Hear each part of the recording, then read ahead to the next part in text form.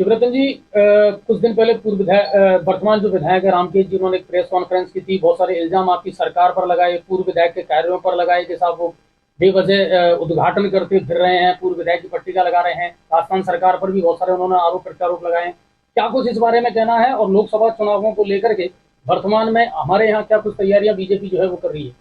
सर्वप्रथम तो मैं सभी शहरवासियों को 11 के पावन पर्व पर हार्दिक शुभकामनाएं और बधाई देना चाहूँगा कि जिस प्रकार से शाम मंदिर पर शाम मेला प्रोग्राम चल रहा है, पूरे शहरवासी उसमें सभी पधार रहे हैं और शहर के लिए एक अद्भुत अकल्पनीय मेला है जो कि शहरवासियों ने कभी सोचा नहीं था।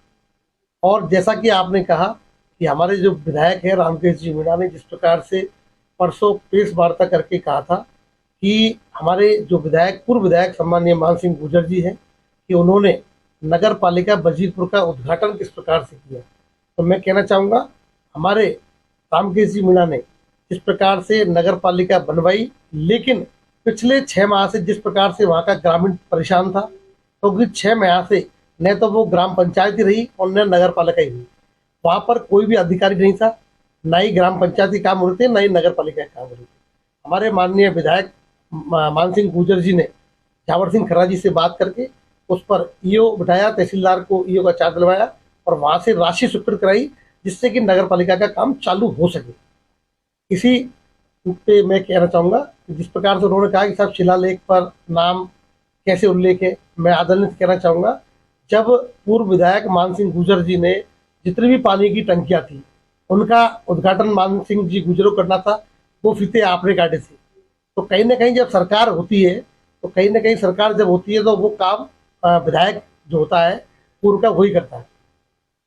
अच्छा, अभी जो चल रहा है सब कुछ, और आपकी सरकार पर जो उन्होंने इल्जाम लगाए हैं उनको लेकर के क्या कहना है कि साहब कानून व्यवस्था बहुत ज्यादा खराब है, बिल्कुल फेलियर हो चुकी है सरकार? तो इसको लेकर के आप क्या कहना चाहेंगे? बहुत सारे आरोप उन्होंने जो है वर्तमान सरकार पर लगाए हैं। आदरणीय भजनलाल जी शर्मा के नेतृत्व में जिस प्रकार से ताबड़तोड़ कार्रवाई हो रही है, हमारे शहर के अंदर भी 2 कार्रवाई बड़ी हुई, आपने देखा होगा किस प्रकार से पुलिस ने जो कार्य किया है वो पिछले 5 साल की सरकार ने अपंग रहकर किया है।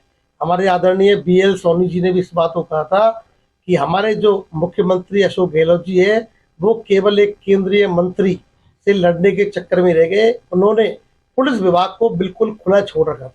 लेकिन आज पुलिस पेपर लीक पर जिस प्रकार से कार्रवाई कर रही है, चोरियों पर जो कार्रवाई कर रही है, आप देख रहे हैं, प्रत्यक्ष उदाहरण है कि किस प्रकार से नेपाल से पेपर लीक के जो चोर थे उनको लाया गया, किस प्रकार से अपराधियों पर कार्रवाई चल रही है।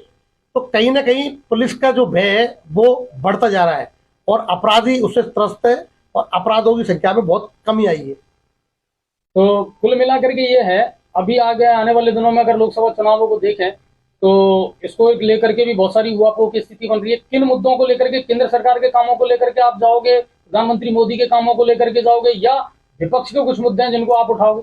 लोकसभा चुनाव को लेकर मैं कहना चाहूंगा आपसे कि हमारा जो चेहरा है वो कमल का फूल है। कमल के फूल पर जिसके किसी व्यक्ति को टिकट मिलेगा, भारतीय जनता पार्टी का प्रत्येक कार्यकर्ता उसके साथ है। भारतीय जनता पार्टी केवल कमल के फूल में विश्वास करती है, कोई भी व्यक्ति के अंदर वो विश्वास नहीं करती है। जो व्यक्ति लोकतंत्र में विश्वास नहीं करता हो, जाति धर्म की राजनीति करता हो, तकनीकी षड्यंत्रों से जीत हासिल की हो, क्योंकि आपने देखा किस प्रकार से एक एक आदमी के 4-4 वोटर यहाँ बने, जबकि सच्चाई ये है कि हमारे आदरणीय विधायक मान सिंह जी गुर्जर चाहे पूर्व विधायक है, लेकिन जनता का विश्वास आज भी उनमें बहुत ज्यादा है और जनता हर जगह उनको बुलाना चाहती है। वो दिल से जनता के विधायक आज भी हैं और आगे भी रहेंगे। मैं इसी में आपसे कहना चाहूंगी, जो सौम्य भूमाफिया है उन्हें अपने गिरबान में झाँक लेना चाहिए, क्योंकि जिनके स्वयं के मकान शीशे के होते हैं वो दूसरे पर पत्थर नहीं फेंकते। जैसा कि आपने देखा जिस प्रकार से हमारे पूर्व विधायक मान सिंह जी गुर्जर ने हमारे क्षेत्र के लिए काम किए, जनता के आज भी वो सच्चे लोकतंत्र के प्रेरी हैं और हर जगह जहाँ जनता के दुख होते हैं वह आज भी हर जगह पहुंचते हैं। गंगा परिषद का काफी विकास हुआ। नगर परिषद में जो वर्तमान MLA उन्होंने भी काफी पैसा दिया है ऐसा बताया जा रहा है, और सांसद महोदय ने भी काफी पैसा दिया है। हमारे विधायक रामकेश जी मीणा ने मेरे कार्यकाल के अंदर 3 साल के अंदर 1 रुपये भी नगर पालिका को नहीं दिया और आप जानते हैं कि किस प्रकार से हमने नगर पालिका चलाई है। इधर तो राज्य सरकार ने पैसा नहीं दिया और इधर एमएलए साहब ने पैसा नहीं दिया।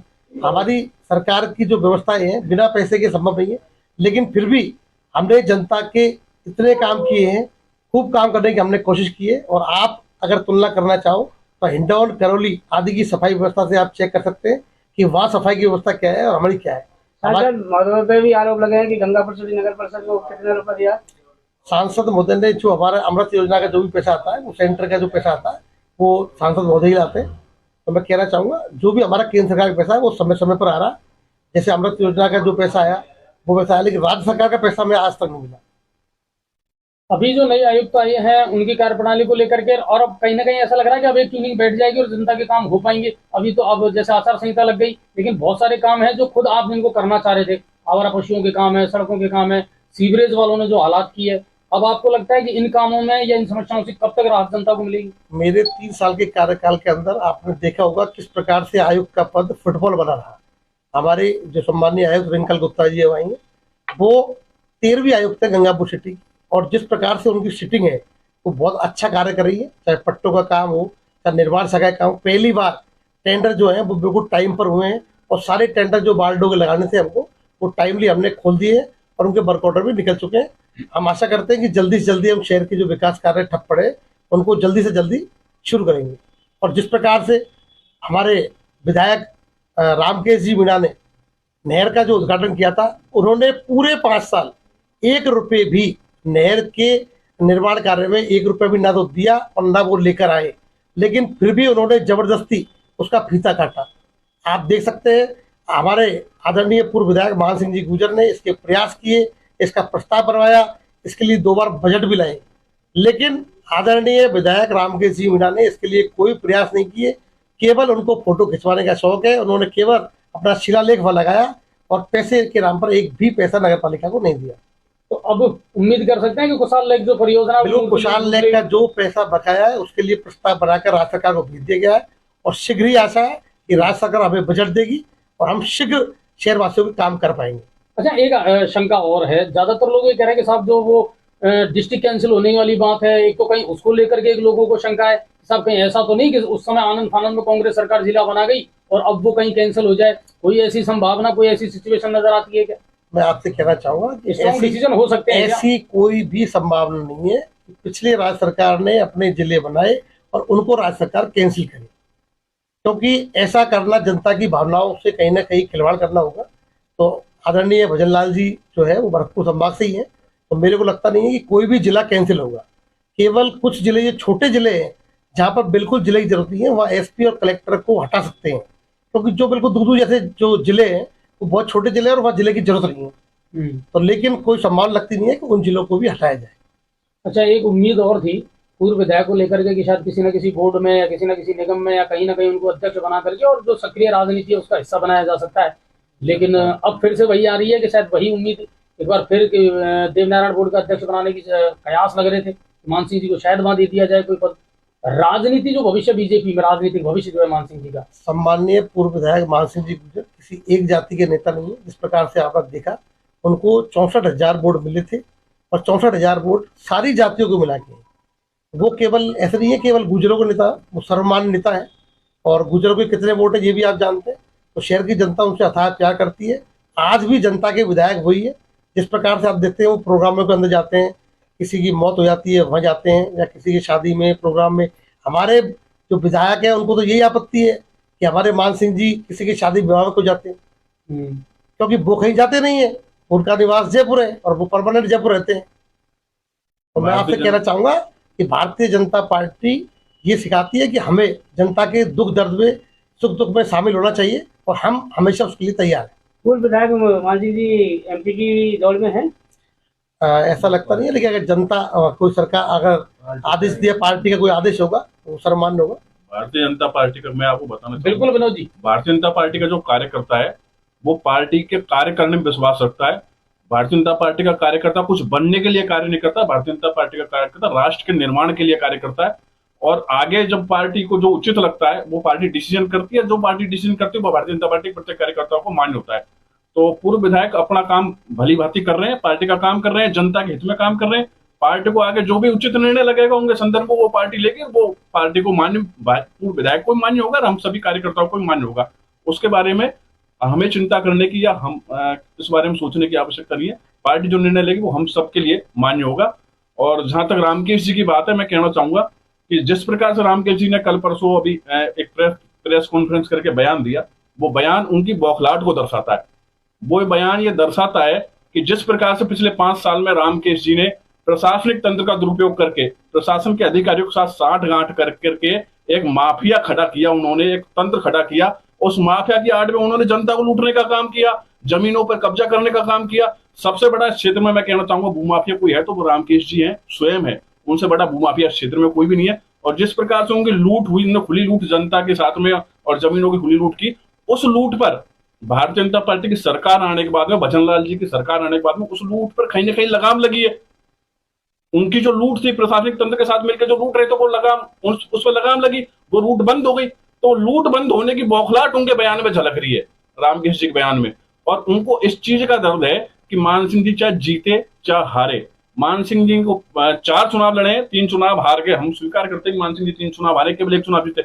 लेकिन सबसे बड़ी बात यह कि 3 चुनाव हारने के बाद भी मान सिंह जी जनता के लिए, जनता के हित में और जनता के बीच में रहकर कार्य कर रहे हैं। तो उनको ये चीज सहन नहीं हो रही, उनके पेट में इस चीज का दर्द है कि इस आदमी को 3 चुनाव हारने के बाद में भी ऐसा क्या मीठा है जो जनता के लिए, जनता के बीच में रहकर काम करता है। तो हमारे भारतीय जनता पार्टी के कार्यकर्ता के खून में ये चीज है, डीएनए में ये चीज है कि हम चुनाव जीतने के लिए और सत्ता पाने के लिए काम नहीं करते हैं। हम राष्ट्र के निर्माण के लिए, जनता के हित के लिए और अंतिम व्यक्ति तक सत्ता का लाभ पहुंचे, उस चीज के लिए भारतीय जनता पार्टी का कार्यकर्ता काम करता है। और ये हम करते रहेंगे, मान सिंह जी भी करते रहेंगे, चाहे रामकेश जी के पेट में दर्द हो चाहे किसी और के पेट में दर्द हो। हम जनता के हित में, मान सिंह जी हो चाहे भारतीय जनता पार्टी कोई कार्यकर्ता हो, काम करता रहेगा। अच्छा, युवाओं के बारे में अगर सोचा जाए तो एक युवा होने के नाते आप भी क्या सोचते हैं, लोकसभा चुनावों में क्या अहम भूमिका रहने वाली है युवा मतदाताओं की? और टोंक सवाई माधोपुर के जो हमेशा ऐसा राजनीति जातीय समीकरणों के हिसाब से चुनाव लड़े जाते हैं, कम से कम अपने जो पूर्वी राजस्थान की अगर हम बात करें तो इस बार के लोकसभा चुनाव में गंगापुर सिटी विधानसभा क्षेत्र की अगर हम बात करें तो युवाओं की, जहां तक मैं सोचता हूँ, युवा राष्ट्र निर्माण के संदर्भ में सोचता है। युवा देश का भविष्य है और युवा जो भी निर्णय लेते हैं, मैं समझता हूँ राष्ट्र निर्माण के पक्ष में लेते हैं। और आज तक जितने भी चुनाव पिछले 2014 से तीसरा चुनाव है, 2014, 2019 लोकसभा का, ये 2024, युवाओं ने हमेशा प्रधानमंत्री मोदी के पक्ष में मतदान किया है। और जो प्रधानमंत्री मोदी की राष्ट्र संदर्भ नीतियां हैं, राष्ट्रवाद की जो नीति है, हर युवा के मन में, मैं सोचता हूं हर युवा भारत का राष्ट्रवादी है और राष्ट्रवाद के बारे में पहले सोचता है। और निश्चित रूप से युवा राष्ट्रवाद के लिए, एक भारत के निर्माण के लिए, श्रेष्ठ भारत के निर्माण के लिए और विकसित भारत के निर्माण के लिए प्रधानमंत्री मोदी की नीतियों से प्रभावित होकर युवा भारतीय जनता पार्टी के पक्ष में मतदान करेगा।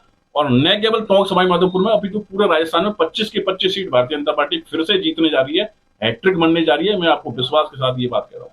भजनलाल शर्मा को सीएम बना करके चौंकाया था कुछ समय के लिए, अब लग रहा है कि बेहतर काम कर पाएंगे। भजनलाल शर्मा को सीएम बना के भारतीय जनता पार्टी ने साबित कर दिया कि भारतीय जनता पार्टी के अंदर छोटा पर छोटा कार्यकर्ता भी बड़ी से बड़ी जिम्मेदारी निभा सकता है, उस पर बैठ सकता है। भारतीय जनता पार्टी के अंदर परिवारवाद नहीं है, भारतीय जनता पार्टी के अंदर सामंतवाद नहीं है। भारतीय जनता पार्टी के अंदर प्रत्येक कार्यकर्ता की अपनी एक वैल्यू है, प्रत्येक कार्यकर्ता महत्व रखता है।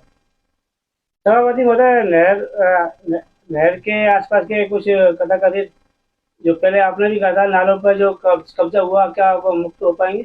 बिल्कुल, हमने तहसीलदार मैडम को और एसडीओ को जो पहले ज्ञापन दिया था उस पर कार्रवाई की जा रही है। अगर उन्होंने किसी भी प्रकार का अतिक्रमण किया है तो वो जल्दी से जल्दी हटाया जाएगा। अच्छा, एक बड़ा प्रश्न है जो बार बार लोग करते हैं कि साहब सत्ता निजाम सब बदल गया, अब तो जिला collectorate office, SP office, police line, इनको लेकर के जो उहापोह की स्थिति थी, क्या लगता है सही जगह ये चीजें स्थापित हो पाएंगी? बिल्कुल, मैं भी चाहूंगा कि शहर की जनता को ज्यादा से ज्यादा जिला कलेक्ट्रेट का लाभ मिले। शहर की जनता को जब तक लाभ नहीं मिलेगा तब तक जिला कलेक्ट्रेट बनने को मतलब नहीं होगा। तो मैं चाहता हूँ कि शहर की जनता एक बार रिकमेंड करे कि हमें कहाँ जिला कार्यालय बढ़ाना चाहिए। जैसा जनता चाहेगी वैसा ही कार्य भारतीय जनता पार्टी करेगी। जिला अस्पताल का निर्माण बंद पड़ा है कुछ दिनों से, क्या? मैं आपसे कहना चाहूंगा जितना उसका बजट उन्होंने स्वीकृत किया था उतना शायद मेरे ख्याल से उसमें काम हो चुका है। लेकिन वो जो जिला अस्पताल बन रहा था वो बहुत दूर था और हम नहीं चाहते कि जिला अस्पताल इतनी दूर हो। क्योंकि अगर किसी मरीज को कहीं जाना है तो 200 रुपये पहले उसको ऑटो के चाहिए, उसके बाद वो जिला हॉस्पिटल पहुंच सकता है।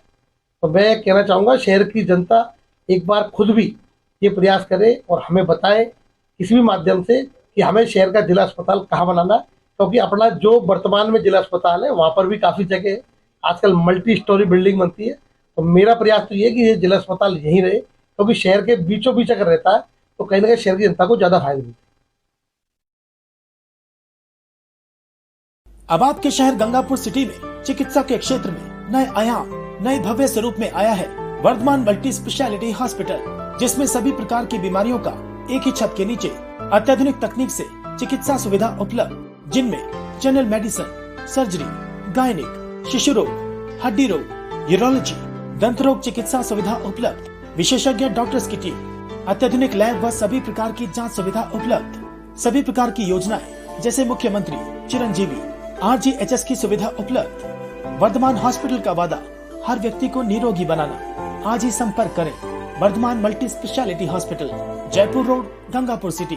कॉन्टैक्ट नंबर 8302906531 और 746329475।